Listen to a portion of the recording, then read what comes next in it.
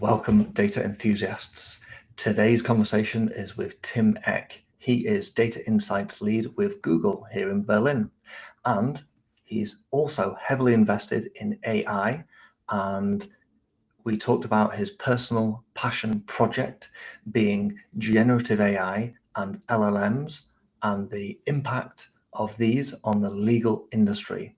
We talked about some of the major change areas that will come about in the legal sector as a result of Gen AI and LLMs. We talked about some of the restrictions and the problems with these changes.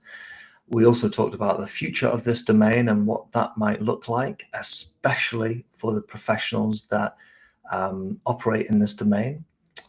And enjoy the podcast. It's more of a conversation than a technical overview, and a really interesting one at that, and a very future-minded one. Enjoy.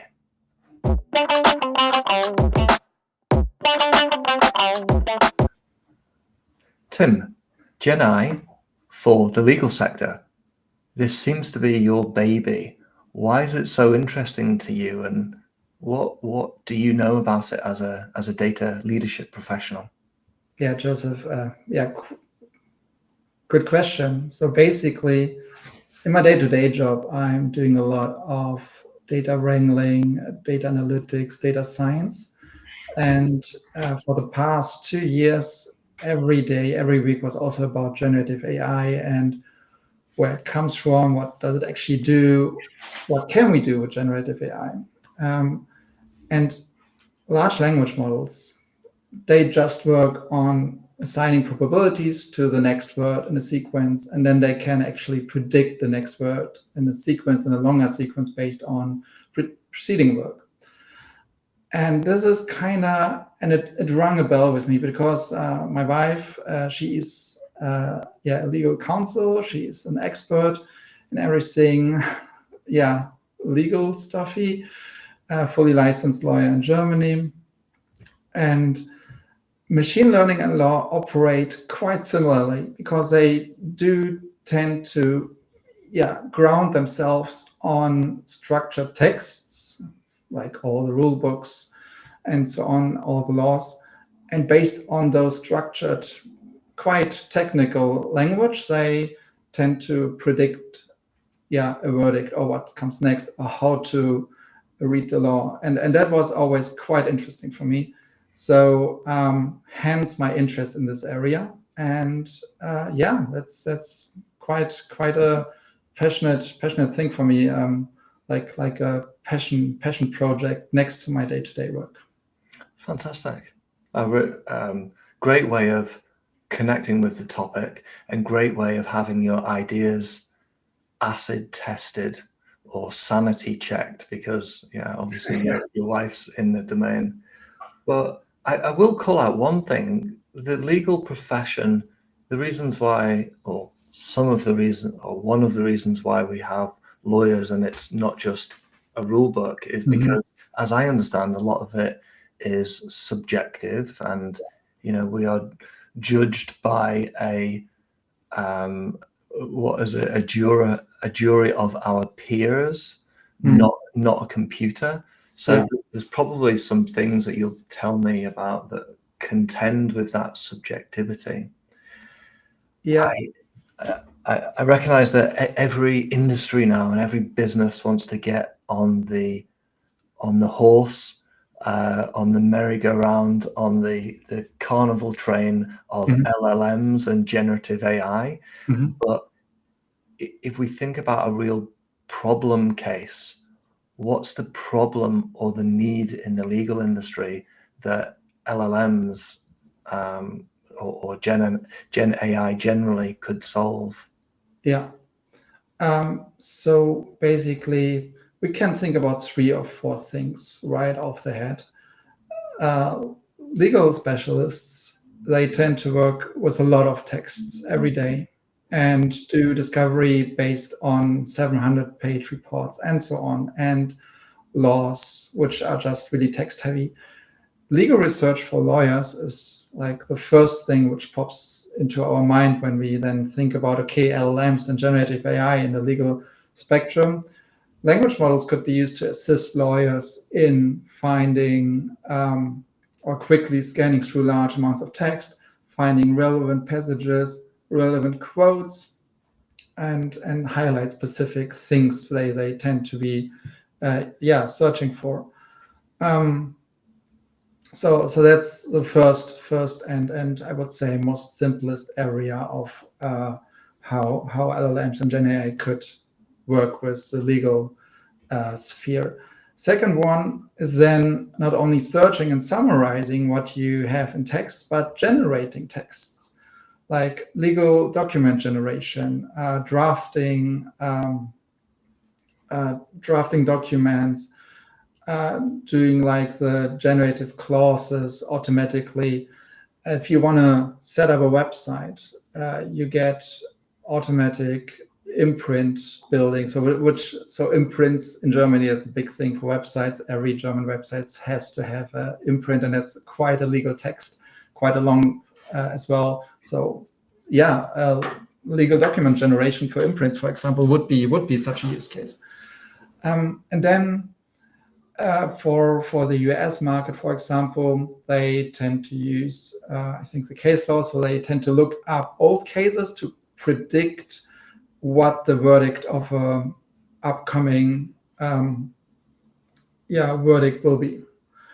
That's quite different in Germany, but just to play around with this idea, prediction, outcome identification, they call it. In the past or currently, lawyers tend to just go through all the past case results and try to find the needle in the haystack. And this operation could be much more quicker with next generation retrieval with the power of large language models, generative AI, to better retrieve, better understand also past case results, and then identify if that's a thing for the next, if that could use to be a predictor for the upcoming case, for example.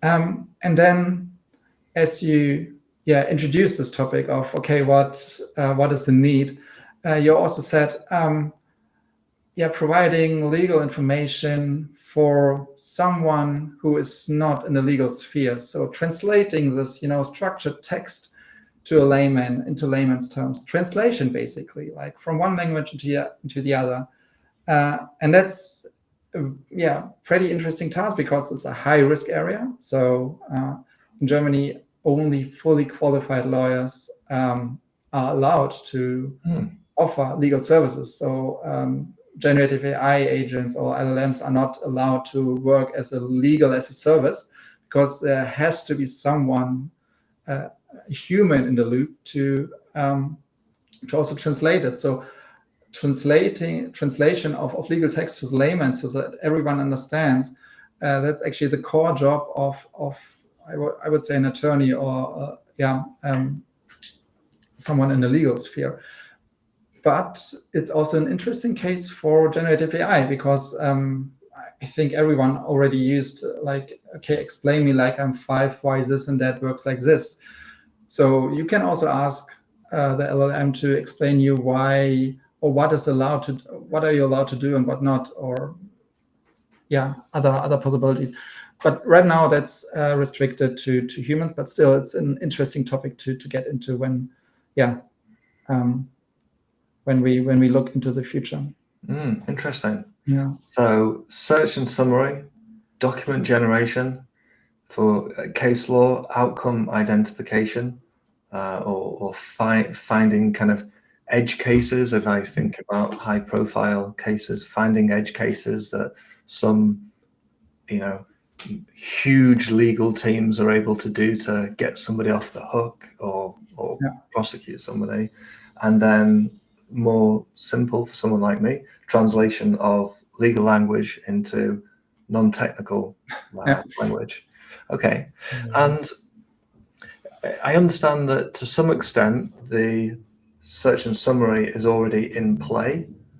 Which of these are not yet being used by the industry anywhere in the world, and therefore an opportunity for a Gen AI product maker to come in and disrupt the market? Yeah, no, really good question. So right now we are more or less focused on Germany, on the German market. And here again, the big elephant in the room is that in Germany, only fully qualified and licensed lawyers are allowed to offer legal advice. But there are a few exceptions to that. So if you're looking out for funding consultations, state aid or grants, such things, yeah, we can already use. It's already in our hands, or in you don't have to be a fully qualified lawyer to offer the service. And hence, you could also use generative AI. So, with my wife being an expert in funding opportunities, we also looked into, or we put some thought into one of our passion projects where we are looking into building a search engine powered by LLM, powered by AI, to find and research and summarize for you the best fitting grant opportunities for your business or for your endeavor. And that's based on the EU grants, which can be searched online. And then with our solution, quite in the works, it's called grantgpt.eu. It's basically a search and a summary engine to better translate or find you grants and translate it into your terms, and then also offer you kind of services, how to proceed, how to write a proposal, what are the next steps in getting this grant. So that's quite interesting. That's one of the few exceptions. The other ones are real estate management, funnily enough, and testament executors.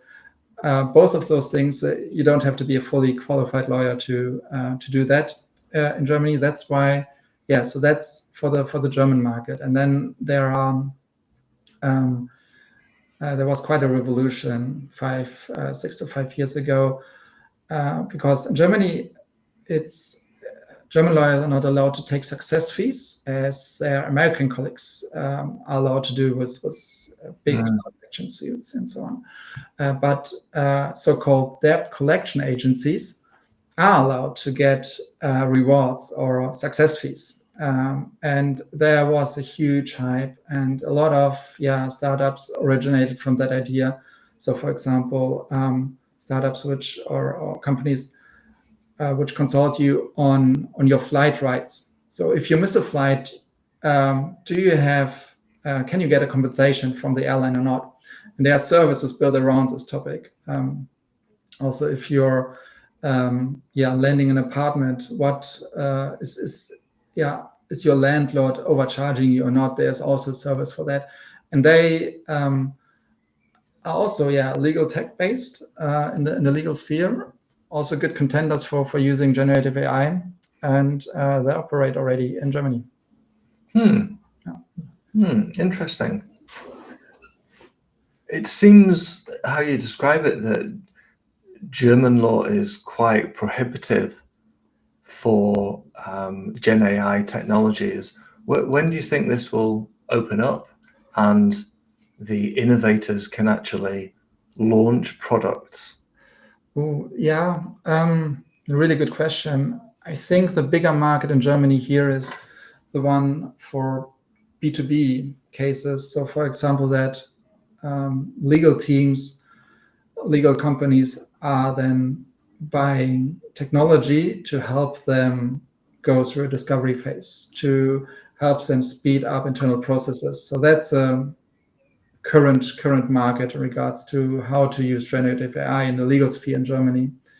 When we're thinking about B2C or B2B2C, where you are like a client in need of legal consultation, of a legal service, it's can't say.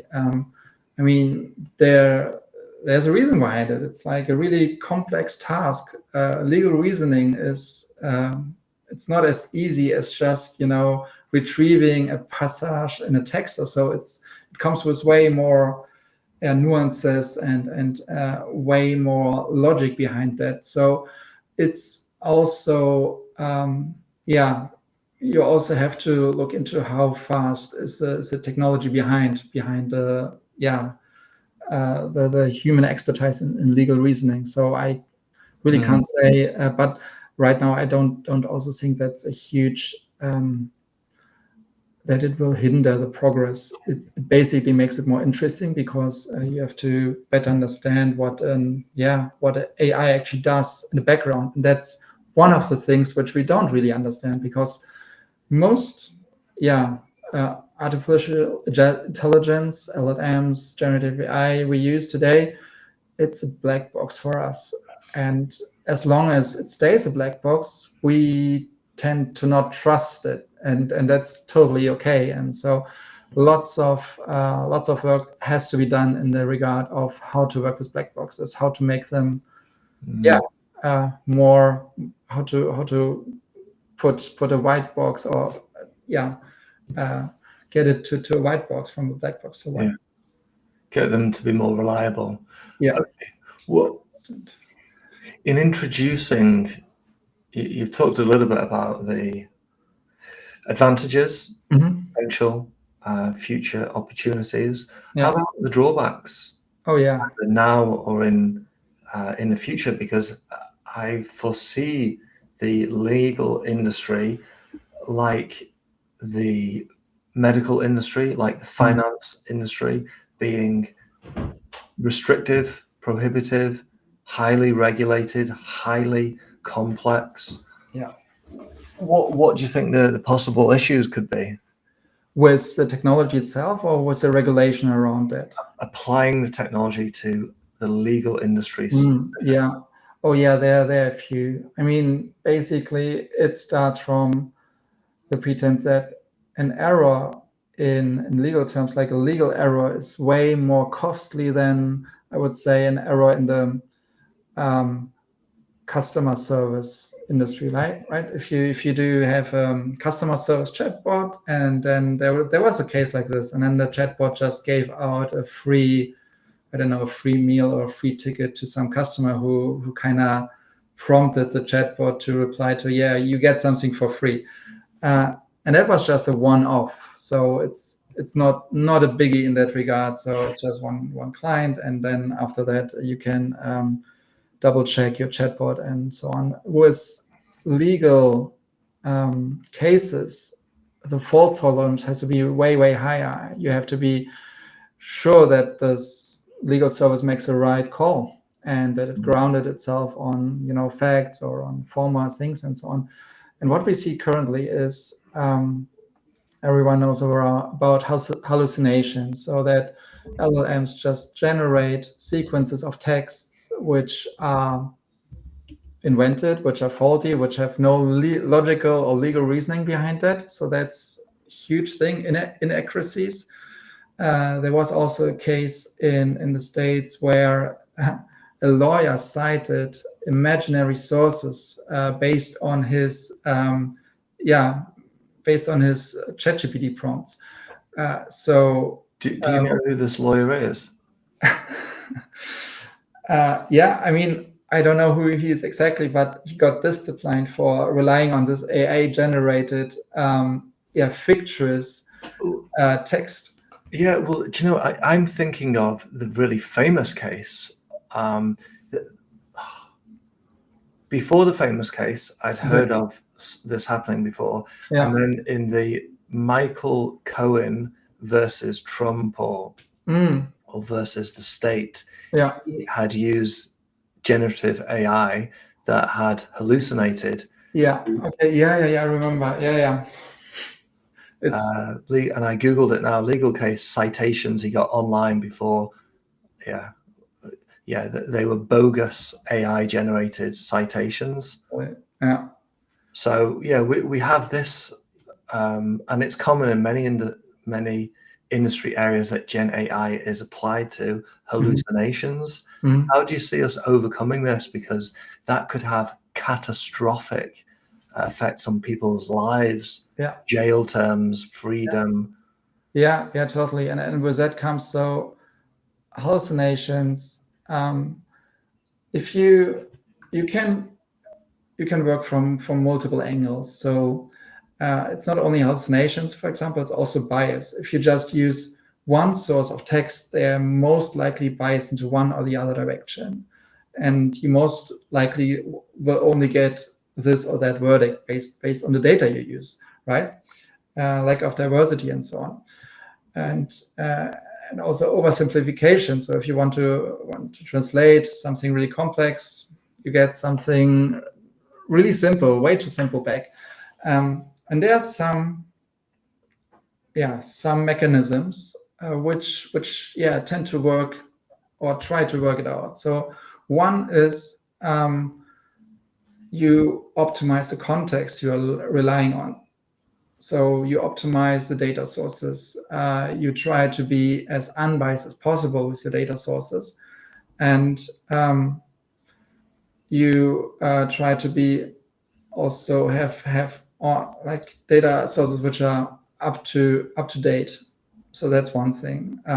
Don't only rely on data sources like legal text from the 1800s, but put in the newest legal texts.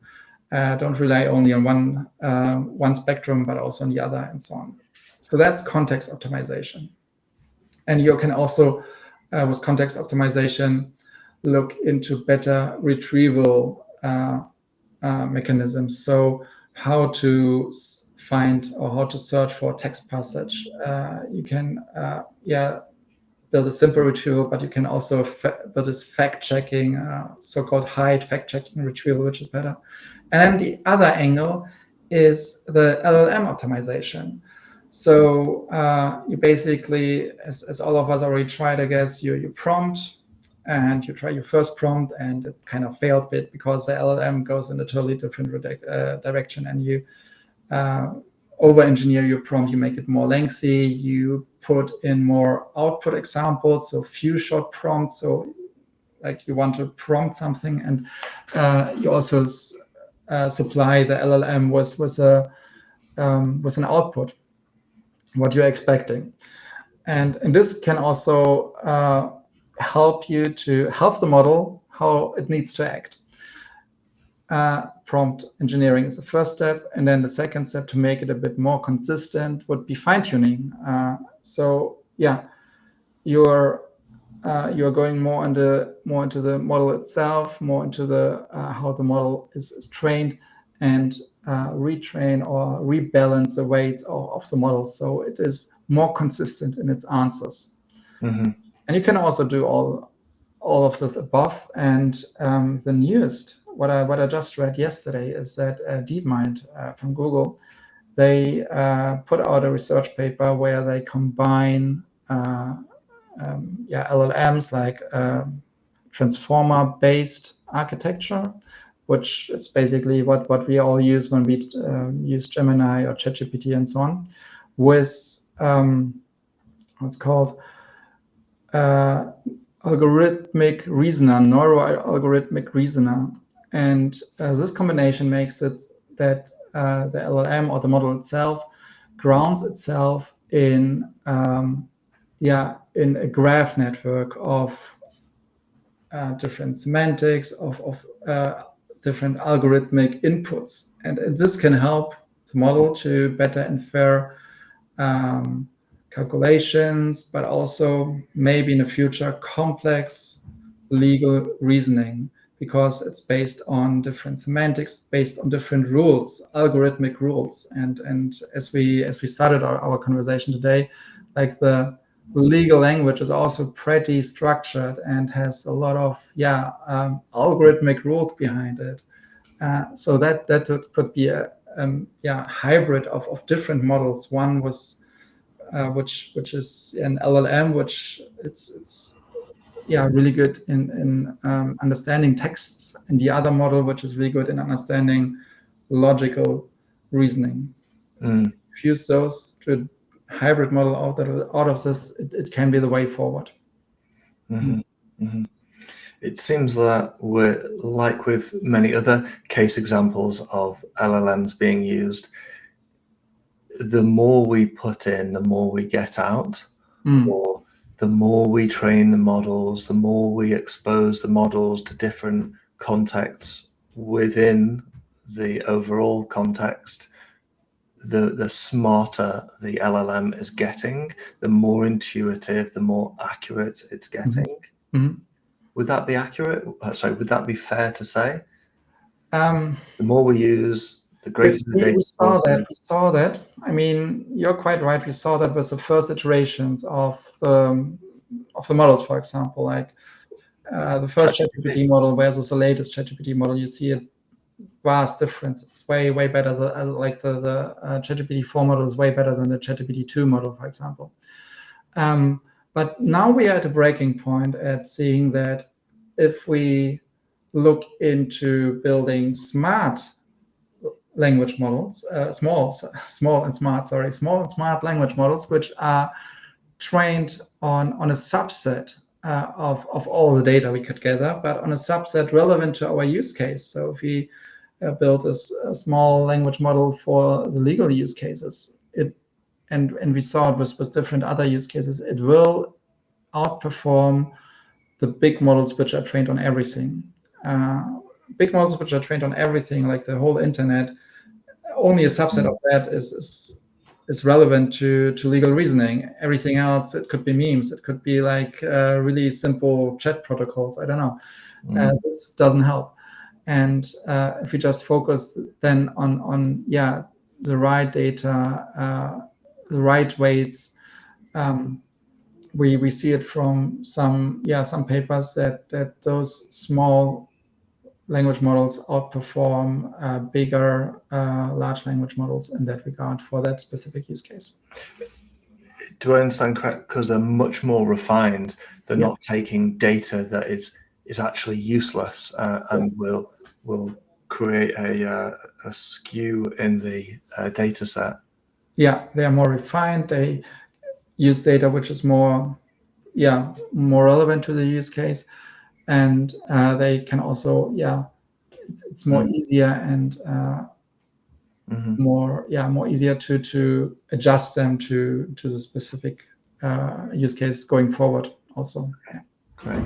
Let's go high level again for a moment. It's a couple of areas I'm interested in.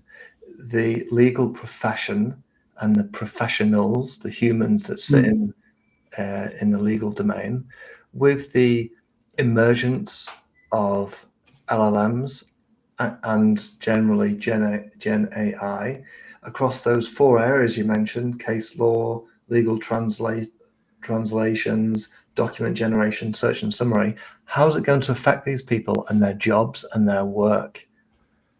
Good question. So what we know from, like, I just go back and back and back. What we know from history of mankind, I would say, the Industrial Revolution, the revolution beforehand, like when we started 5,000 years ago doing agriculture, it always started with, we can do this and that now, and we are even more efficient about it. So we have less time on our hands. And this just proved false. No, we work even more with computers. Today we work even more than we worked 80 years ago, and we weren't as proficient then. We couldn't do as much as we could do now, and we are still working and outputting more than ever before.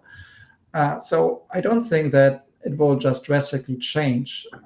It will help, hopefully, to speed up certain things. It will help to get more people informed about certain things, hopefully.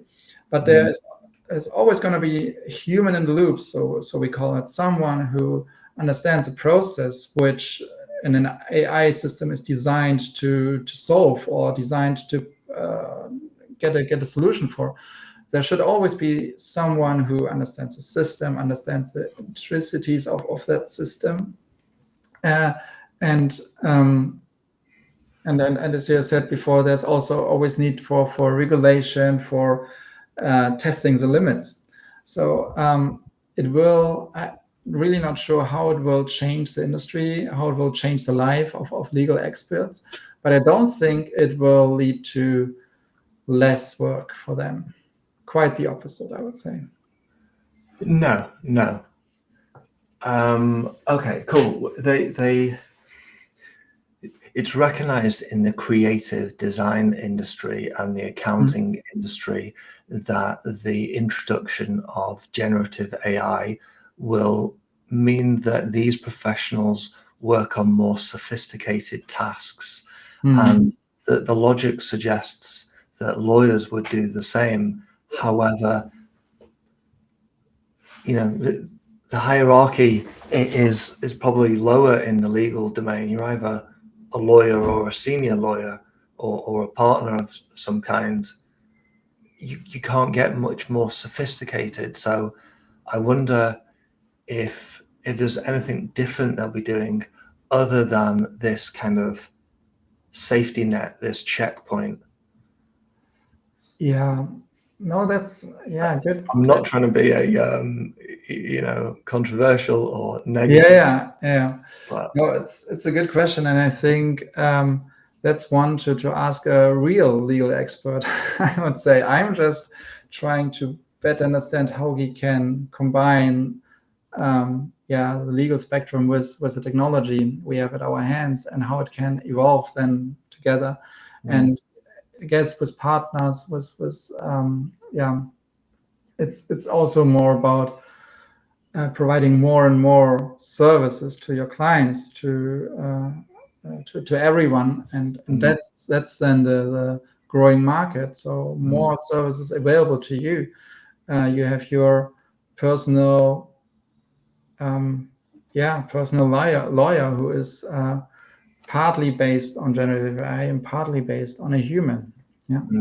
But undoubtedly, if your legal human counterpart is having to check the work of LLMs, then they're going to have to be more sophisticated than them to do that. So it bodes well for them, I think.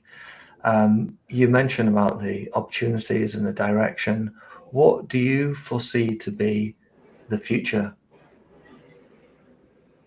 in this area, specifically in the legal domain, as far as LLMs are concerned? I foresee that they are, maybe I'm just a bit too conservative, but I foresee that the output will speed up, evolve. We have way less time-consuming legal tasks. Therefore, we have way more complex legal networks which have to be somehow regulated, tested, overseen. So the human in the loop who kind of oversees the pipeline of how a legal problem is getting solved. That will be the future of maybe legal reasoning so far. And then we also have, on the other side, people who have to think through what the technology is capable of and where the limits of this technology are. And that's hugely important. And then because it can influence so much more, not only influences like a verdict in one case, but it can influence lawmaking for a country, for the European Union, for like the whole world. So it's getting more expertise in the legal spectrum is always like the way forward. And then, as you said, with the creative folks, the easier parts of the job, they get automated, but the harder parts, they have to be conquered more or less, because we don't have time enough, or we didn't have time enough to look into the complexities beforehand. But now we do have time, because we don't have to do all the manual easy work, and that's going to be interesting then. Fantastic.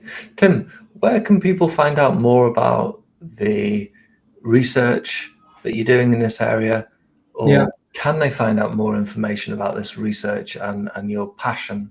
Definitely. I can suggest some websites and apps I use. So definitely the best thing is to test every solution every day. Test a new LLM solution or a new generative AI solution right now, every day. It's currently for free mostly, and every day there's something new on the horizon to read about, to test it out. Secondly, there, of course, there's Google, there's OpenAI. They have really good documentation of how things work behind the screens. And then certainly there are great apps like consensus.app, which try to summarize, for example, scientific papers and find a consensus of a batch of scientific papers. So you have a better understanding of, is it going in this way or that way, or is a wisdom somewhere in the middle? Sorry, that second one you mentioned, consensus.app, is that right? Consensus.app, yeah. How do I spell consensus? Consensus is CONSE consent ENSUS, I think, yeah. Great, Consensus. okay, it's exactly how it's spelled. Got it. Yeah. Oh, super. And then, last but not least, maybe take an interest in grantgpt.eu, side project of ours. But yeah. One more time for the record. grantgpt.eu. Yeah.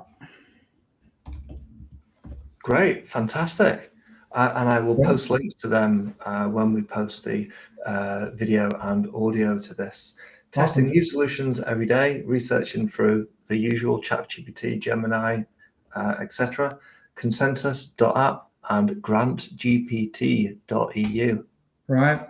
Yeah, it was wonderful. Thanks for having me, Joseph. Awesome. To you too, Tim. Really very interesting area, a little bit potentially scary for some folks, but with endless possibilities. So really interested to see what becomes of your passion project in this area. Thank you. Yeah, likewise. I'm really looking forward to your next endeavors, next podcast. Sweet. See you next time. See you. Ciao. Bye-bye.